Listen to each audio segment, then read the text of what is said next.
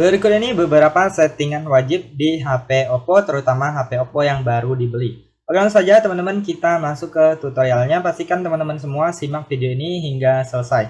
Nah, yang pertama biasanya saya akan menghapus aplikasi-aplikasi yang tidak dibutuhkan. Karena biasanya untuk HP baru itu memang banyak sekali terinstal aplikasi yang tidak dibutuhkan, daripada memakan atau membebankan penyimpanan atau memori. Alangkah bagusnya dihapus saja ya.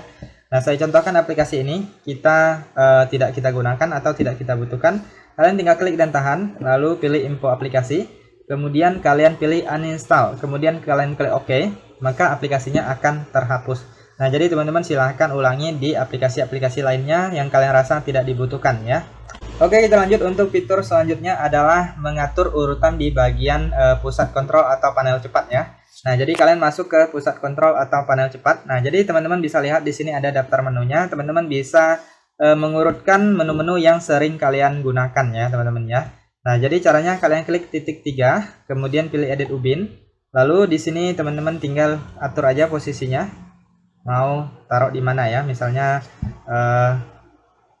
senternya kita letakkan di atas, kemudian data seluler kalian urutan di bagian depan. Nah, yang ini di bagian sampingnya kalian juga bisa usap-usap dan kalian bisa geser-geser ke urutan depan ya. Nah, jadi teman-teman silahkan urutkan aja untuk menu-menu yang kalian rasa kalian butuhkan.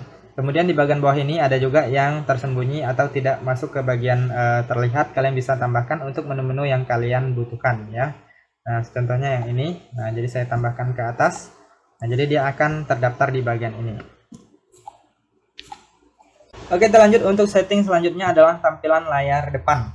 Nah, di sini kalian klik dan tahan di bagian layar kosong, ataupun kalian ciutkan dua jari, kemudian kalian gulir atau geser ke samping di bagian bawahnya, lalu pilih lainnya. Kemudian di sini ada setting ya teman-teman ya. Nah, ini ada mode layar awal. Jadi dia ada dua model. Biasanya yang default itu mode laci ya. Nah, mode laci itu seperti ini. Saya terapkan terlebih dahulu. Nah, ini mode laci saya coba terapkan. Dan teman-teman nanti bisa lihat untuk hasil mode laci dan bukan mode laci ya. Nah, yang ini mode laci biasanya di bagian bawah ini apabila kita usap seperti ini akan ada aplikasi-aplikasi yang terpusat atau terkumpul di sini ya. Nah, kemudian di sini juga ada. Nah, jadi teman-teman silahkan pilih mau pakai yang mana. Biasanya saya menggunakan mode yang satu lagi. Nah, di bagian ini kita masuk lagi di bagian pengaturan yang tadi. Lalu pilih mode layar awal, pilih mode standar, lalu klik terapkan. Nah, kalau mode standar itu biasanya layarnya berpusat di bagian layar depan aja ya. Nah, lacinya nggak ada di bagian bawah, nggak ada ya. Nah, kemudian biasanya saya akan menambahkan widget jam ataupun widget yang lainnya yang saya rasa dibutuhkan. Nah, kita klik dan tahan di bagian layar kosong, kemudian pilih widget, lalu pilih widget yang kalian inginkan. Nah, saya contohkan yang ini, kita klik dan tahan lalu geserkan ke atas. Lalu pilih selesai. Kemudian selanjutnya saya akan menambahkan atau mengurutkan aplikasi-aplikasi yang sering saya gunakan, akan saya pindah ke bagian depan ya. Nah, misalnya aplikasi TikTok ini saya geser dan pindahkan ke depan ya. Kemudian aplikasi di bagian Google ini, apabila kalian sering nonton YouTube, kalian tinggal keluarkan aja YouTube-nya dari sini. Nah, kita bisa keluarkan lalu tambahkan di bagian layar depannya. Nah, kalian tinggal atur-atur aja untuk posisi-posisi dari aplikasi-aplikasinya ya teman-teman ya. Nah, kemudian selanjutnya teman-teman bisa masuk juga di bagian yang tadi, pengaturan. Kalian ciutkan dua jari ataupun klik dan tahan di bagian layar kosong.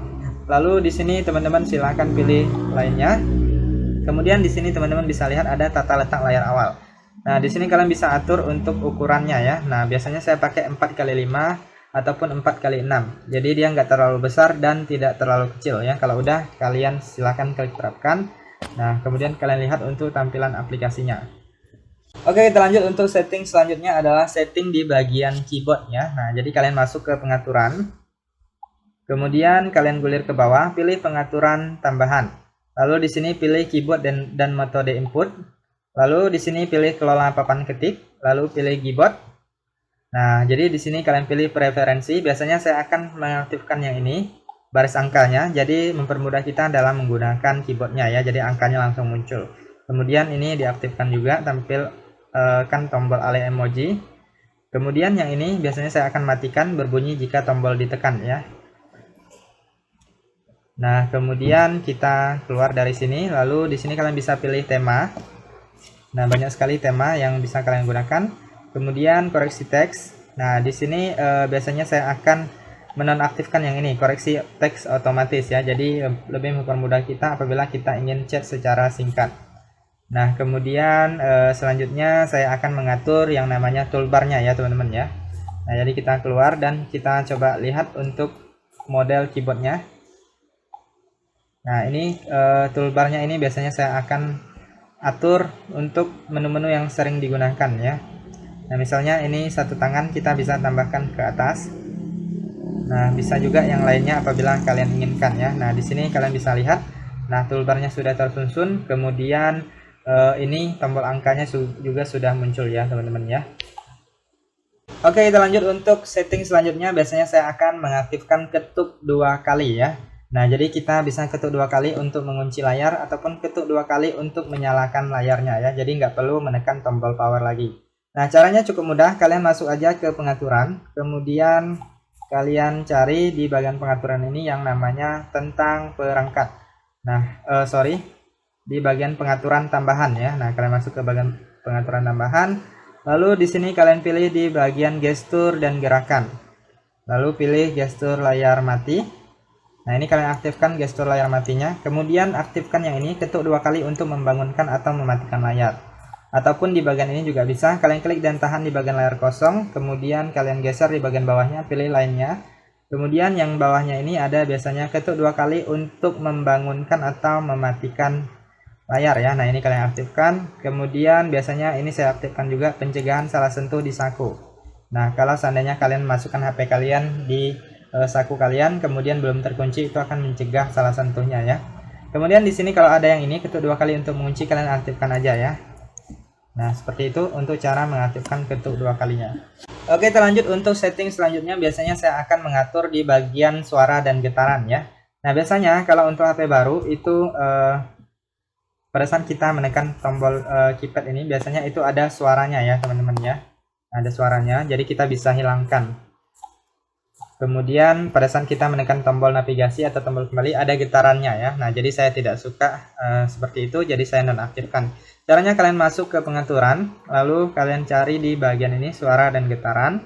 Lalu di sini kalian cari di bagian bunyi lainnya.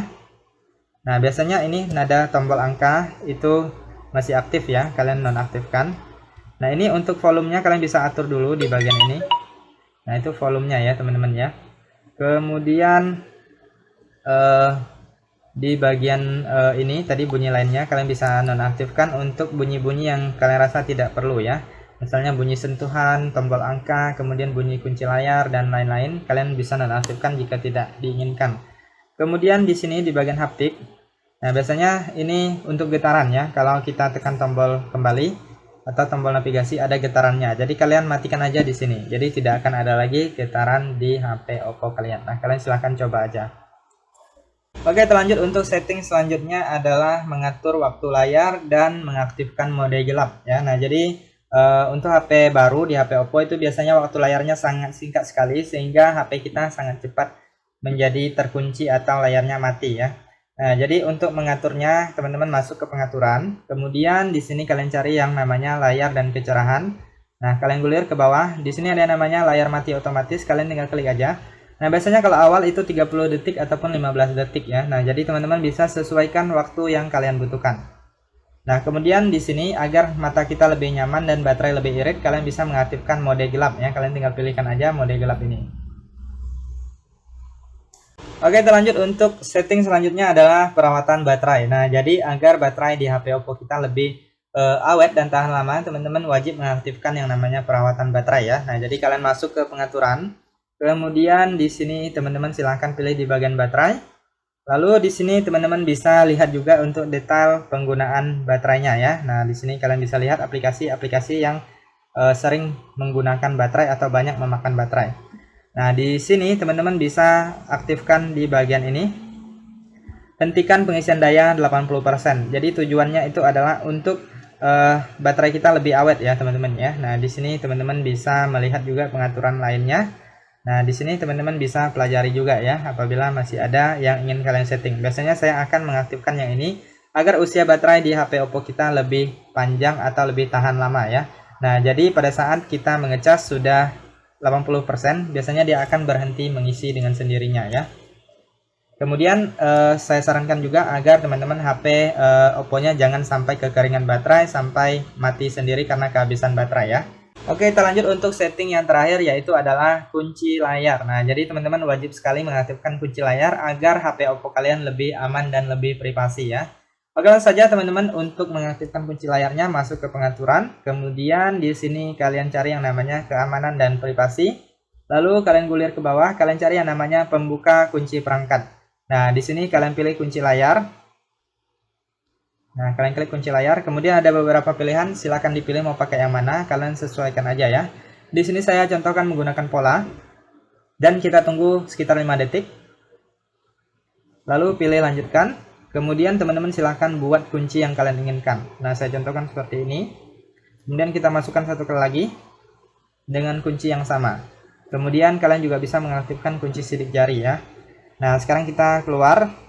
Saya sarankan teman-teman membuat kunci layarnya lebih rumit dan tidak mudah dilupakan, kemudian tidak mudah ditebak orang lain ya. Nah, sekarang kita sudah berhasil mengaktifkan kunci layar, maka HP-nya akan terkunci. Oke, itu saja teman-teman untuk beberapa settingan di HP Oppo. Apabila ada tambahan settingan lainnya, teman-teman bisa cantumkan di kolom komentar video ini. Sekian saja informasi kali ini, semoga bermanfaat.